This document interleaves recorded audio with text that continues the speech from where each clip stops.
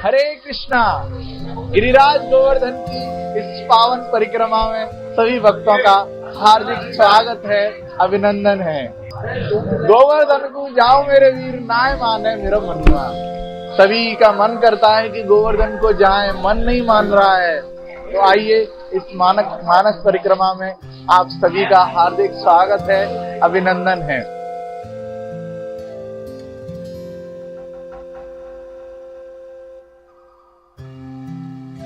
गिरिराज गोवर्धन की इस परिक्रमा में अगर अंत तक आप हमारे साथ रहते हैं और इस गोवर्धन परिक्रमा में जो भी हम लीला स्थल उनके दर्शन करेंगे और लीला श्रवण करेंगे, अंत तक अगर आप ध्यान मग्न होकर इन लीलाओं का श्रवण करते हैं तो आपको गोवर्धन परिक्रमा का वही लाभ मिलने वाला है जो वास्तविक परिक्रमा करने से मिलता है।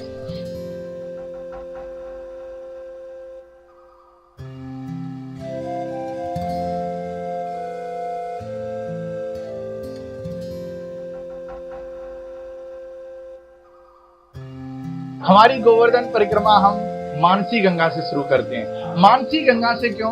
क्योंकि भगवान श्री चैतन्य महाप्रभु आज से लगभग 500 वर्ष पूर्व जब वृंदावन आए, ब्रजमंडल आए, तो उन्होंने गोवर्धन परिक्रमा मानसी गंगा से शुरू की। चैतन्य चरितामृत के मध्य लीला के 18वें अध्याय के 32वें श्लोक में श्रील कृष्णदास कविराज गोस्वामी बताते हैं कि प्रातः काल प्रभु करिया मानस गंगा स्नान, गोवर्धन परिक्रमा करिया प्रयाण। अर्थात प्रातः काल भगवान श्री चैतन्य महाप्रभु ने मानसी गंगा में स्नान करके गोवर्धन परिक्रमा प्रारंभ की। और हम सभी भक्त ब्रह्म मध्व गौड़ीय संप्रदाय चैतन्य महाप्रभु के संप्रदाय में आते हैं, इसलिए हम अपनी गोवर्धन परिक्रमा मानसी गंगा से शुरू करते हैं। मानसी गंगा अर्थात मन से उत्पन्न हुई गंगा, भगवान श्री कृष्ण के मन से उत्पन्न हुई गंगा। तो आइए चलते हैं मानसी गंगा और यहाँ की लीला स्थली का दर्शन करते हैं और लीलाओं का श्रवण करते हैं। हरे कृष्ण।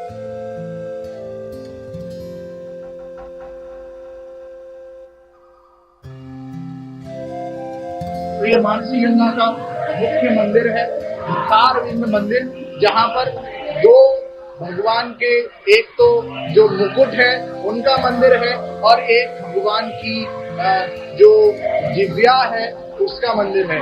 श्रीला भक्ति सिद्धांत सरस्वती गोस्वामी महाराज बताते हैं कि यह मुखारविंद मंदिर में जो जिव्या है भगवान की, एक तो मुकुट है और एक भगवान की यहाँ पर मुखारविंद मतलब लोटस माउथ, जो उनका कमल चरण है वो मुखारविंद यहाँ पर बताया जाता है। तो ये मुख्य मंदिर है, आप आके यहाँ पे देख सकते हैं हमारे साथ। ये सामने मुख्य मंदिर है, यहाँ पर काफी भक्तों की भीड़ लगी रहती है। यहाँ पर दर्शन करते हैं और आचमन करते हैं और भी कुछ यहाँ पर मंदिर है। तो आइए हम इन सभी लीला स्थली का श्रवण करते हैं और दर्शन करते हैं। आइए हमारे साथ। अभी हम मानसी गंगा आ चुके हैं। यहाँ पर आप देख सकते हैं कि मानसी गंगा जी है तो भगवान श्री कृष्ण के मन से उत्पन्न हुई। तो सर्वप्रथम हम आचमन करेंगे। तो आइए हम आचमन करते हैं। आप देख सकते हैं हम 3 मंत्रों का उच्चारण करेंगे। पहले हम जल लेंगे और ओम केशवाय नमः, उसके बाद ओम नारायण नमः, उसके बाद ओम माधवाय नमः, उसके बाद ओम गोविंदाय नमः। जल को अपने सिर पे छिड़केंगे। तो आप यहाँ पर जैसे हम करें हमारे साथ उन मंत्रों का उच्चारण करके आप आचमन कीजिएगा। ओम केशवाय नमः,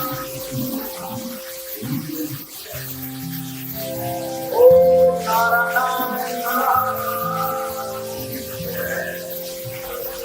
ओम माधवाय नमः,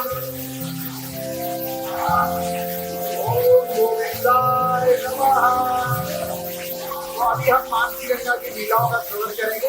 आइए चलते हैं मानसी गंगा का और दूसरे जगह से दर्शन करेंगे।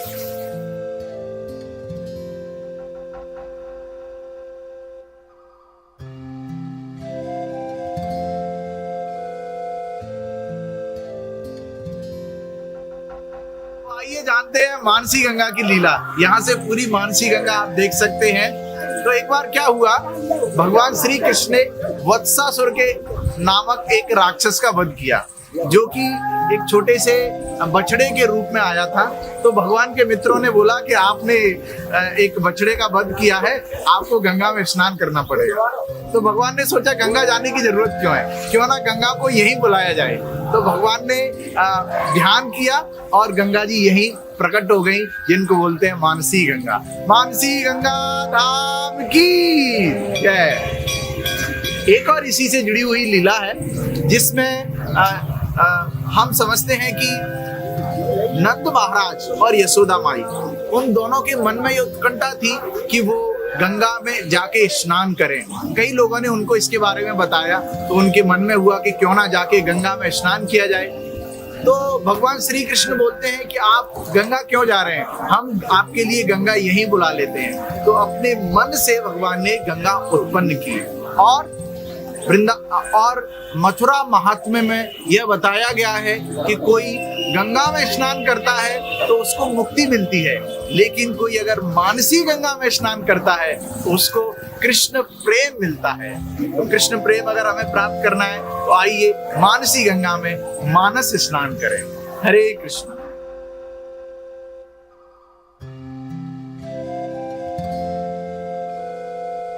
गोपाल चंपू में श्रीला जीव गोस्वामी यहाँ की एक नौका विहार लीला का बहुत ही सुंदर वर्णन देते हैं कि एक बार क्या हुआ, सभी गोपियों को और राधा रानी को मानसी गंगा को पार करना था। तो उन्हें एक नाविक की जरूरत थी और भगवान कृष्ण एक नाविक का रूप रख के यहाँ पर उपस्थित थे। तो उन्होंने पूछा कि हमें मानसी गंगा को पार करना है। तो भगवान तैयार थे कि हाँ ठीक है, आपको पार कराएंगे। तो नाव थोड़ी आगे चली तो भगवान ने नाव को रोक लिया और बोलने लगे कि मुझे तो भूख लग रही है, पहले मुझे कुछ खिलाइए। गोपियों के पास दही, मक्खन और नाना प्रकार की खाद्य सामग्री थी।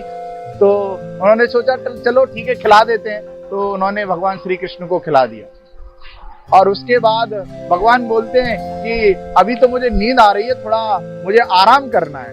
तो गोपियां बोली कि अगर तुम ऐसे बोलोगे तो हम तुम्हारे पैरों को और हाथ को पकड़कर मानसी गंगा में फेंक देंगे। तो भगवान ने थोड़ा और आगे नाव चलाई और फिर बोले कि अभी तो ये जो नाव है डूबने वाली है, और आप क्या करिए, कुछ सामग्री जो है वो आप यहाँ से नाव इसमें नदी में मानसी गंगा में फेंक दीजिए। तो गोपियों ने थोड़ी वो सामग्री मानसी गंगा में फेंक दी।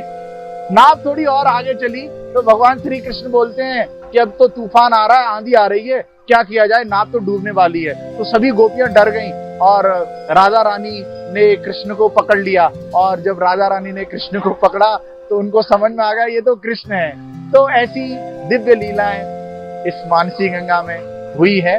तो ये थी मानसी गंगा की लीला। आइए अब हम चलते हैं मानसी गंगा के और भी कई तीर्थ स्थल जो जहाँ पर उपस्थित हैं। हरे कृष्ण।